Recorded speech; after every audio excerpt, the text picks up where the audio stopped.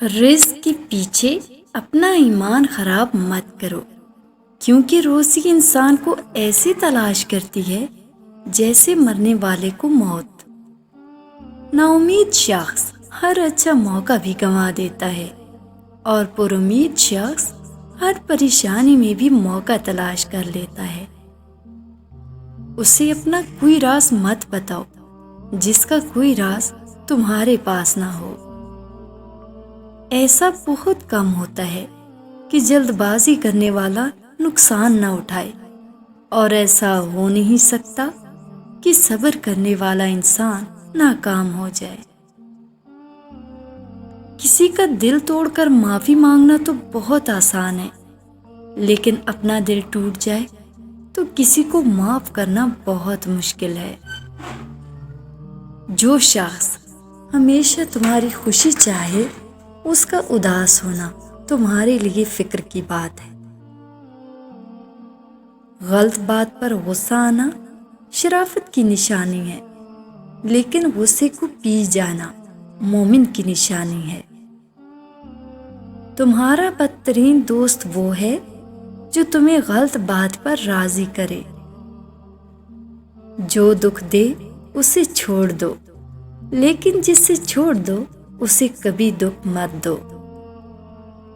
کائنات کی سب سے مہنگی چیز احساس ہے، جو دنیا کے ہر انسان کے پاس نہیں ہوتا۔ جس طرح شبنم کے قطرے مرجھائے ہوئے پھول کو تازگی بخشتے ہیں، اسی طرح اچھے الفاظ مایوس دلوں کو روشنی بخشتے ہیں۔ جھوٹ بولنے سے اچھا ہے کہ تم سچ بول کر ہار جاؤ۔ انسان کے آنسو اس وقت مقدس ہوتے ہیں جب وہ کسی اور کے دکھ اور تکلیف کو محسوس کر کے نکلیں۔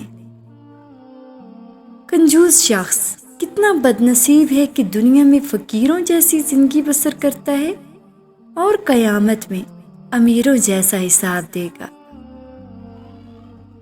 لوگ تمہاری عقل سے تمہاری شخصیت کا وزن کرتے ہیں، لہٰذا تم اپنی عقل کا وزن اپنے علم سے بڑھاؤ۔